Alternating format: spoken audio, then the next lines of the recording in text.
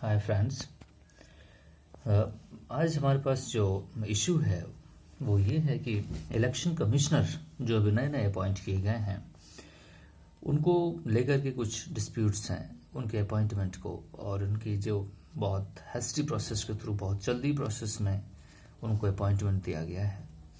तो कुछ लोगों ने इसको चैलेंज किया है सुप्रीम कोर्ट में कि, और सुप्रीम कोर्ट के 5 जजों की बेंच जो है वो इस आर्ग्यूमेंट्स को सुन रही थी, जिसमें मैं आपके साथ आज ये चीज़ बता रहा हूँ कि किस तरीके से मैटर डिस्कस हुआ कोर्ट के अंदर। सुप्रीम कोर्ट के कुछ जजेस हैं जिनका नाम मैं दे रहा हूँ, और उन्होंने क्या कहा है ये मैं आपको सुना रहा हूँ। ये उनके वर्ड्स हैं, ये मेरे नहीं हैं। ओके, फिर जो उन्होंने फ्रेजेस यूज किया, जो सब उन्होंने चीज़ों को रखा है, मैं वो आपके सामने रख रहा हूँ। पहले जो जस्टिस हैं, ये जो इशू है वो 24 नवंबर 2020 का है, 2022, 24 नवंबर 2022 थर्सडे का मैटर है, जो द हिंदू न्यूज़पेपर में अभी आया हुआ है। KM Joseph, Justice, Supreme Court. He asked the question to the government Attorney General. During his argument, he said that he pointed out, Mr. KM Joseph pointed out, independence is not an unruly horse. Independence also partakes in playing by the rules of the game in areas where he means election commission has discretion.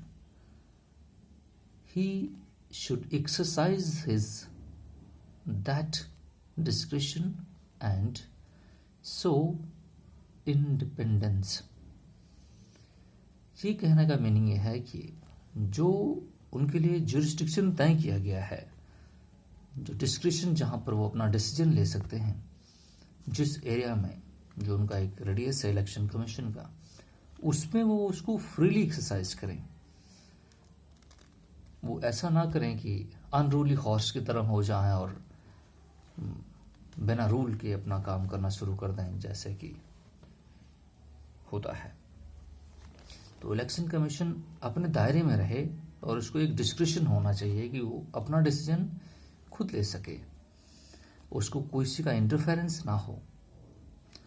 जैसे कि अभी बहुत जल्दी process के through appoint किया गया है। I think Saturday को वो मिस्टर गोयल जो अभी नए नए अपॉइंट किए गए हैं, वो सेक्रेटरी थे, चीफ सेक्रेटरी के तौर पे किसी स्टेट में, उन्होंने रिज़ाइन किया विद इमीडिएट इम्पैक्ट, और वॉलेंटरली रिज़ाइन दिया उन्होंने अपने जॉब से। फ्राइडे को, सैटरडे को उनको अपॉइंटमेंट मिल गई, उन्होंने एप्लीकेशन किया और सारा प्रोसेस उसी दिन हुआ, और मंडे को उन्होंने जॉब भी ज्वाइन कर लिया। तो ये एक बहुत ही कंट्रोवर्शियल इशू है कि बहुत ही एक दिन के अंदर में सारे प्रोसेस, रिक्रूटमेंट, एप्लीकेशन, सारा प्रोसेस हो गया with in 24 hours. Arun Goyal IAS officer. तो सुप्रीम कोर्ट इस चीज़ को लेकर के, और just particularly justice Joseph ask very pertinent issue, and attorney general while discussion he said that many things, but his argument, what I heard, is absolutely bogus. But the Justice Joseph actually said that during discussion, election commissioner shouldn't be yes man inverted comma के अंदर है, yes man. हमेशा जो आप कहते हैं मैं उसे यस बोल दूं, that should not be the election commission.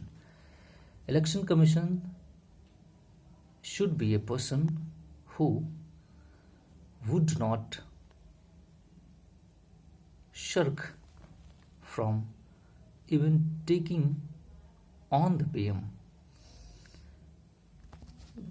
वो प्राइम मिनिस्टर तक उन्होंने एग्जाम्पल देते हुए कहा है कि उनसे भी उनको कॉम्प्रोमाइज करने की ज़रूरत नहीं है, वो उनको भी अपने दायरे में ही कर सकते हैं और जो उनका अपना जो रिस्ट्रिक्शन है उसमें वो इंडिपेंडेंट प्रैक्टिस करें उसको। Court gives the government 24 hours to produce the file of appointment of Arun Goel to the post. So this discussion went on, and the same question Supreme Court asked within 24 hours you have to give me response. Just not अब हमको ऐसे ही नहीं बताते रहें, ये ना करें, हमें एक्चुअल में और रिस्पांस दें। और KM जस्टिस जोसेफ उन्होंने एक क्वेश्चन और किया, the chief election commissioner inverted comma में उनकी स्टेटमेंट है, the chief election commissioner is a person to be appointed in his own right. In his own right means based on his own merit. आप ये समझने की कोशिश करें। And you means government have made it into a promotional source. 6 साल के लिए period तय हुआ है और 65 ईयर के बीच में एज होनी चाहिए। जो अर्लियर होगा उस हिसाब से रिटायरमेंट का प्रोसीजर अपने आर्टिकल कॉन्स्टिट्यूशन में 324 आर्टिकल के अंतर्गत इस चीज़ को रखा गया है अपने कॉन्स्टिट्यूशन के अंदर, कॉन्स्टिट्यूशनल फ्रेमवर्क में 324 के तहत ये चीज़ें डिस्क्राइब की गई हैं कि 6 साल और 65 साल की एज के बीच में होना चाहिए, और जो अर्लियर हो जाएगा वो रिटायरमेंट हो जाएगा। सपोज करो 4 साल हो रहे हैं और एज 65 साल हो गई तो 4 साल में रिटायरमेंट हो जाएगा। You are suppose to appoint a person directly as CEC। Generally government क्या कर रही है कि जो इलेक्शन कमीशन के अंदर एक चीफ इलेक्शन कमिश्नर है और 2 कमिश्नर्स और हैं, वो जो 2 कमिश्नर्स हैं उनको प्रमोट करके चीफ इलेक्शन कमिश्नर बनाती है, और जबकि ये कॉन्स्टिट्यूशन में लिखा नहीं है कहीं इस ऐसे प्रोविज़न, लेकिन इन्होंने ऐसा एक अपना बना लिया है अपने अकॉर्डिंग चीज़ों को, और प्रमोशन करते हैं वगैरह वगैरह करते हैं तो शायद पॉलिटिकल बेनिफिट लेते होंगे ड्यूरिंग कि हम का प्रमोशन करेंगे और आप हमारी बातों को मानेंगे, क्योंकि प्रमोशन करने वाले तो हम ही हैं, तो इस टाइप से उन्हें कुछ पॉलिटिकल बेनिफिट मिलता होगा। You have to make election commission, you have to made election commission a feeder category. Feeder category like a 4th grade job नहीं। The founding fathers contemplated a CEC.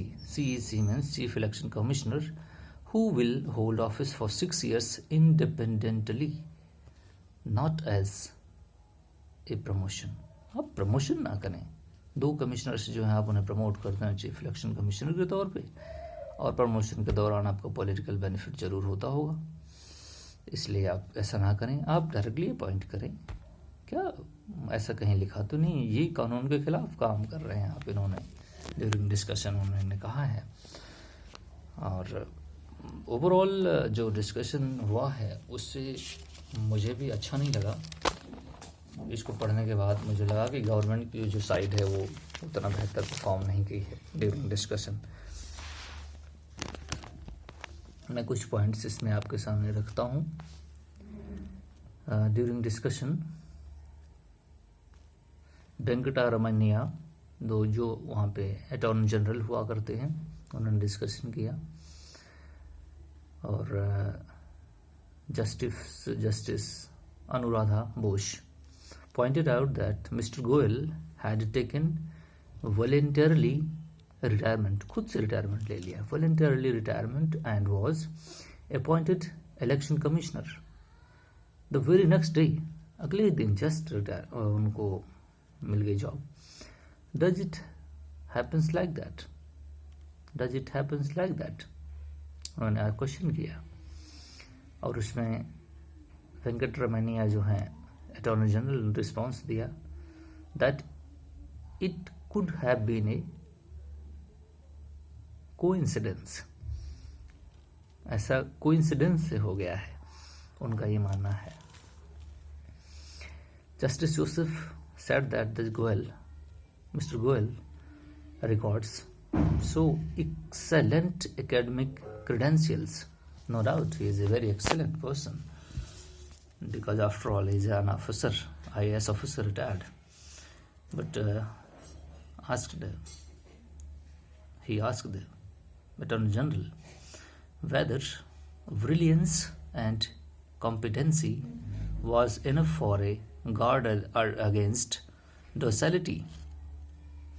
क्या आप ये ensure करते हैं कि जो इनके पास कॉम्पिटेंस और ब्रिलियंसी है वो पक्षपात नहीं करते होंगे, जो किसी को फेवर नहीं लेंगे, वो इंडिपेंडेंट रह सकेंगे? बहुत अच्छा आर्गुमेंट है। The attorney general said that docility was subject and depends on lenses through which the court wanted to view a person. It is not that we find some docile person lurking there and decide to appoint him. He shot back. Attorney General said that. But Justice Joseph again, he asked, the Mr. Goel name was picked from a panel of 4 names prepared by the law minister. The court questioned the procedure by which the law minister had zeroed in on these 4 names from the entire database of the Department of Personnel and Training. ऐसे 4 नाम select किए गए हैं जिनमें mister Goyal का नाम लिया गया है। तो ड्यूरिंग डिस्कशन